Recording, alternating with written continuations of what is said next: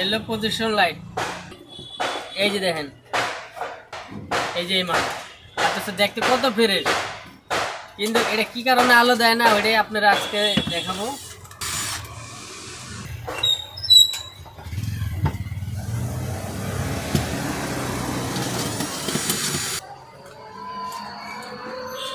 কালো দেখিয়া এর লেগে আপনারা প্রজেকশন লাইটে আলো পান না। এখন এই বাড়িটাই আমি পাল্টাই দিব, এই যে এই বাড়িটা আর এই যে এই বাড়িটা অনেক পার্থক্য, এই কারণে এটা অনেক পাল্টাই দিতেছি।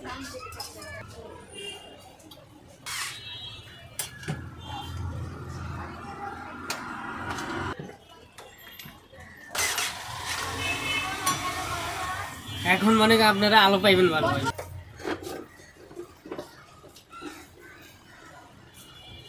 বিল্ডিং এ বাড়িটা পুড়ে গেলে ভাই এর লেগে আলো পাওয়া যায় না ভাই।